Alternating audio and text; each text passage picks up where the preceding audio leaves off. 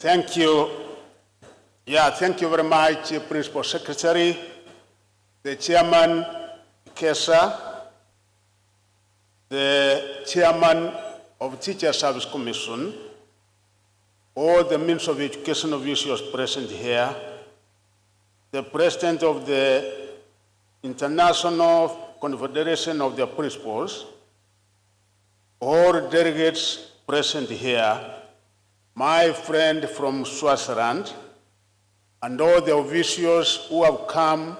I recognize and acknowledge the presence of Kenya Commercial Bank, all the parastatals, the state agencies present here, the CEOs, the Vice Chancellor, my friend of Kenyatta University. I must start by saying, Karibu sana Mombasa, and to say that I'm so happy to be here with you this morning because it's really a day I've been looking forward to ever since the beginning of the year, because I know among the 3 directorates, we have had several meetings with university vice chancellors, including the conference we had here, Professor Wainaina, plus the others, and the others that we had in Nairobi. We have had meetings with TVET and our national polytechnics principals, and really, this one I was really looking forward to. Even last week, when the Parliament informed me, because being CS for education, it becomes necessary that each and every Wednesday I'm either appearing to the Senate or the National Assembly. My peers knows how I was agonizing and trying to build a case with the Speaker and the Majority Leader that they give me permission to attend here this day, but fortunately today became a public holiday, so my prayers were answered. So, ladies and gentlemen, indeed, it is my inaugural conference since the commencement of my tenure as the Cabinet Secretary in the Ministry of Education. The conference, therefore, provides a befitting platform for all of us to dialogue as we interrogate the gains and the misses of the past years and look in the future with confidence. And also to give you the greetings and the best regards, because yesterday when I was with His Excellency the President, I did inform him that I will be here with the principals of secondary schools, chairman from all over the country, na akasema salamu yake iwafikie mmefikiwa. Mmepata salamu ya Rais wa Jamhuri ya Kenya, Dr. William Samoei Ruto. Thank you. My office finds this occasion an opportune moment to charge pace with the happenings in our secondary schools through your answers. It is also a forum through which we can refresh on the policy guidelines for effective management of our institutions. In this spectrum, I also acknowledge the invaluable role that each one of us as school principals plays in shaping the educational landscape of our country. You are the leaders and the drivers of transformation within our schools, and your dedication and commitment to the betterment of our children are truly commendable. The responsibility you have is really like no another. It cannot be compared to another, because you have been given the responsibility of molding our human capital and making sure that our vision in 2030 of making this country a middle-level income country is actually achieved. Education is the foundation upon which the future of our nation rests, and it is our duty to ensure that every child in Kenya receives quality and relevant education that equips them with the necessary competencies and skills to thrive in an ever-changing world. The theme of this conference speaks to the spirit and the letter of the aspirations of the education sector. Enhancing the effectiveness and efficiency of education in Kenya requires a collective effort. As school principals, you have the tenacity to drive change and shape the future of our nation. Embrace innovation, empower your teachers, pastors, and accounts clerks, engage your students, and cooperate with all stakeholders. Together, we should make our education system one that equips our children with the competencies, skills, and values needed to thrive in the 21st century. It behoves every Kcse member, therefore, to align their professional duty to the national values and the principles of governance as espoused in Article 10 of our Constitution. This article provides a framework to which all school leaders must anchor their leadership practices. Everyone is therefore well guided through legislation and policy directives and financial management, public procurement, human resource management, to mention but a few.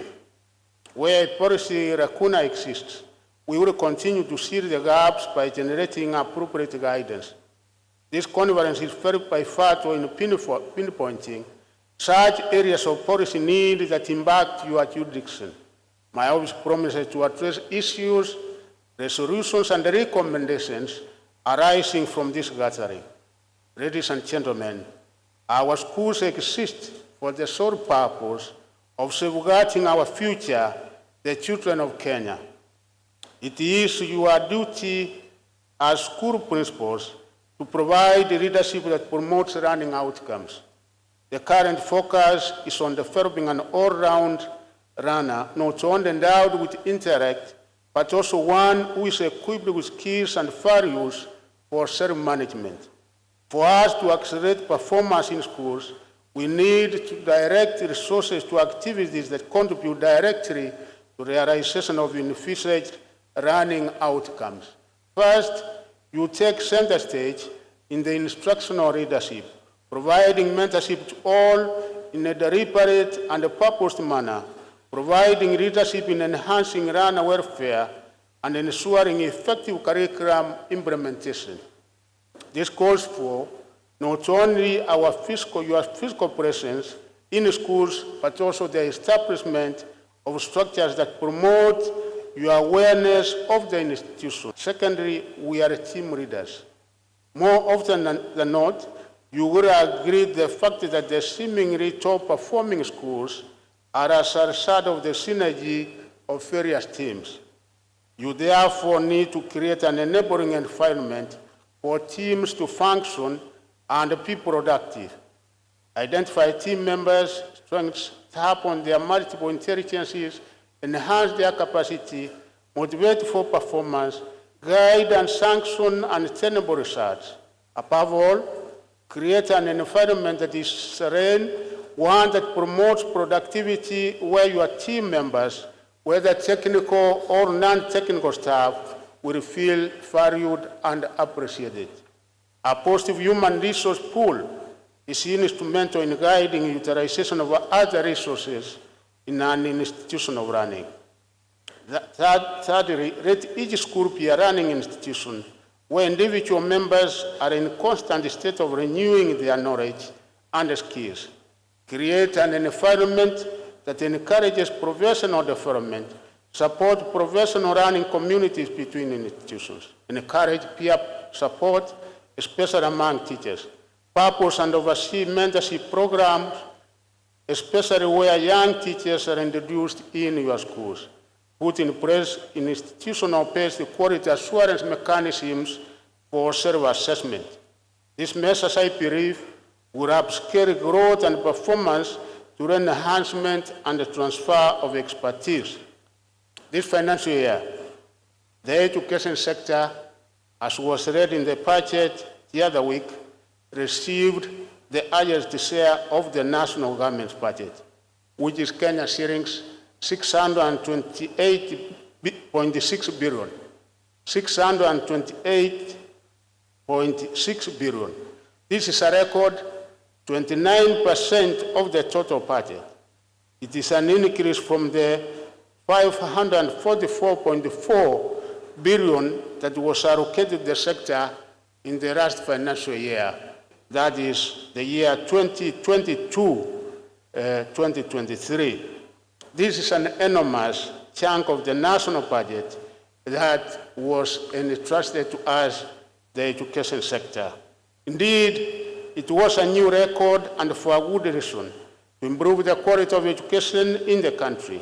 It came at a time when we were emerging from the ravaging effects of COVID-19 and still implementing competence-based curriculum. In the outgoing financial year, we have employed 36,000 new teachers, and in the next financial year, we will hire an additional 25,000 teachers. We will deploy these teachers in our schools in a manner that reflects equity. Currently, the budget implementation is evidently playing out in a tight physical space occasioned by the global economic crisis and also our own internal affairs that you also know. This calls on all players in the sector, especially you education managers, to exercise prudence in the management of the limited resources that is at your disposal. I wish to urge all of you to strictly adhere to public finance management practices while utilizing funds that are allocated to your schools by the government and by the parents. All principals must familiarize themselves with the Public Finance Management Act 2012 and the Public Procurement and Asset Disposal Act 2015 so as to overcome the weak links in resource utilization in our schools. I mean all resources, financial, human, infrastructure, and even time. As a country, we can only realize the national goals of education through effective and efficient utilization of resources. That is the spirit, and that is the spirit of our Constitution. The management of national examinations in this country has always been a demanding duty for the key stakeholders. I therefore wish to appreciate you all, the principals here and those not here, for the sound management of our national examinations in the year 2022. You played a pivotal role in the examination management chain as center managers, and your commitment has resulted in the reduction of cases of early exposure to our examinations. As we prepare for the national examinations for the year 2023, the government shall not relent on its resolve to completely eradicate cases of examination cheating in our schools. Previously, we have effectively managed the national examination through a multi-sectoral approach initiative which has had positive results for the means of education and restored credibility to our national academic credentials. To continue tightening the noose on the offenders who keep mutating their cheating practices, the government shall eradicate early exposure to the examination papers by reviewing the correction procedures of examination materials. In this arrangement, the center managers shall correct the papers in the morning and afternoon, as opposed to correcting all papers for the day at once in the morning. To effectively implement the reviewed procedures, the ministry shall increase the number of containers in the sub-counties and also in expansive counties so as to realize sound management and control of examination materials going forward. The presidential directive on growing 15 billion trees by 2032 aims at reducing greenhouse emissions, stopping and reversing deforestation, and restoring 5.1 million hectares of deforested and degraded landscapes to attain 30% tree coverage. You know the very adverse and devastating effect of climate change, not only in Kenya, but globally. Toward this end, every government agency has been given a target, and the basic education where you belong has been given a target of 200 million tree seedlings per year